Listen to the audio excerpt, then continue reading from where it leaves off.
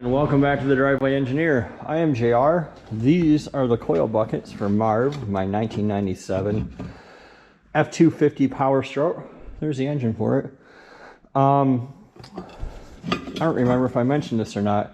So these are 2008 coil buckets, which are still available from the dealer. They're like $68 a piece is what I paid for them from Valley Ford.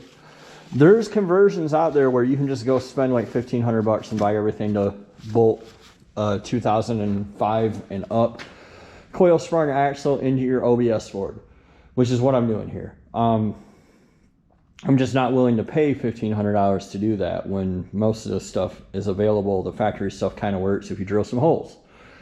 That's the point of this video. For your awareness, the frame on an OBS truck is like 1 inch narrower than the frame on a Super Duty truck.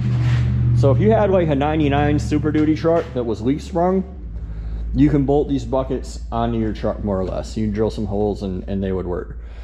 If you drill some holes on an OBS, they'll still work, but your coils will be tilted in a little bit. Not a big deal. I wouldn't care, but the only coil buckets available from the dealer right now are the 2005, 6, and 7 are not available. The 08 and up are, but they have a bump on them. So, like I said, they're like 62 bucks a piece. So, you know, for $130, I had coil buckets. I didn't have to stand on my head and grind rivets off rusty ones in the junkyard. But they have this bump on the back of them, which is probably meant to index into something in the frame on the assembly line, which, you know, I don't have, so I can't mount them up straight.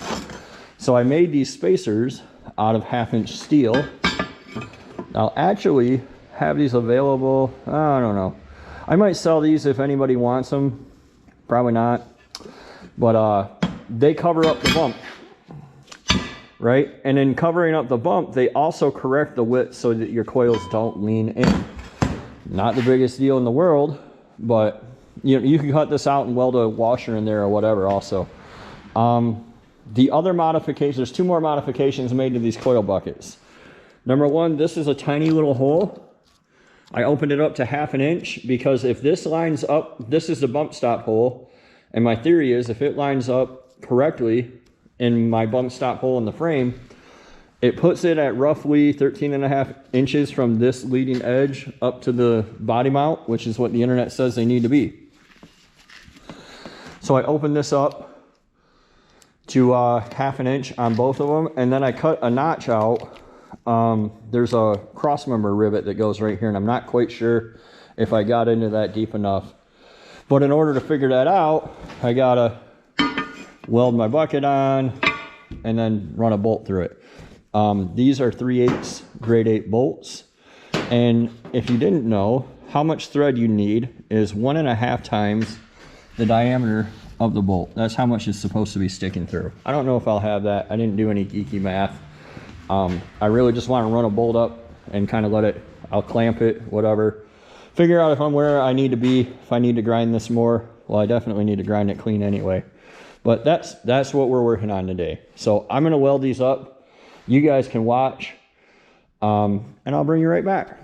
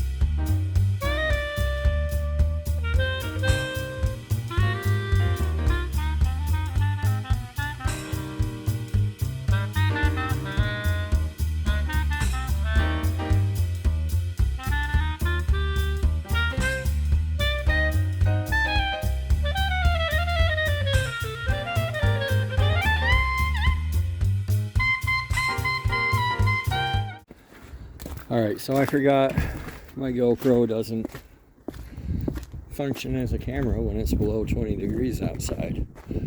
But I'll show you guys what we got going on here. It takes a lot of putting these up and taking them down and putting them up and taking them down. But I did finally get the driver's side done. It's drilled out. If you can see, I need to get bolts. The underside needed more trimming. Let me see if I can, there we go. A lot more trimming. And then over here on the passenger side, I have this one clamped up, ready to drill. I use these little Cobalt 1/8" drill bits. I'll have a link to them in the description, and a Cobalt step drill that's kind of expensive but awesome for going through frames. So I'm going to drill those out, and I'm going to go get some more bolts, and the next time you see it, I'll be painting those coil buckets and then bolt it back up. So stay tuned. All right, hopefully you guys can hear okay. I'm sorry, it's very cold outside. This is what it looks like done. I painted it with paint that I have. This is the driver's side. This is what had to be cut. Down here we have the passenger side.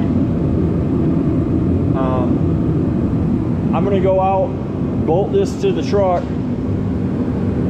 and leave the other side undone and let you guys see what that looks like with the holes drilled in the frame or whatever, to give you a rough idea.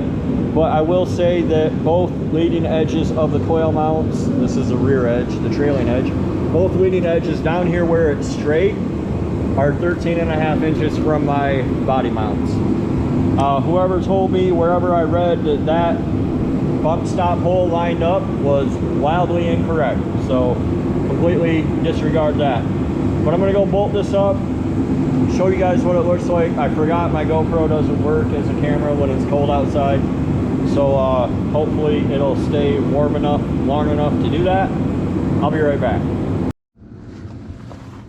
All right, so you can see these are on. You can also see I didn't use the, what is that, the 5th bolt, and I'm not going to. It's too close to the cross member on the inside, and I could probably go in there and fix that. See where it drops down here. There's just not a lot of clearance. I might add a 5th bolt later. I might leave it with 4. I don't really know. I do know that the shear strength of a 3/8 grade 8 bolt is just a hair under 7,000 pounds. So I have here 28,000 pounds of clamping force to keep that from being knocked off. So I'm pretty okay with that. On this side, you can see what the holes look like and what their rough locations are, I hope. Again, it is exactly 13.5 inches to the leading edge of that coil bucket. And that's the whole thing. I'm going to bring the other one out here. I'm going to throw it up there real quick. I'm going to be done for the weekend because it's 4 o'clock and the sun's going down here in the Great White North. But next time you see this thing, I'll be putting radius arm mounts on it, and we'll go from there. I'll probably put that front axle on jack stands to kind of simulate it being in the truck, but we'll see. I thank you guys for watching, and we'll see you next time on the Driveway Engineer. Stay warm if you're cold. If you're warm, stay cool.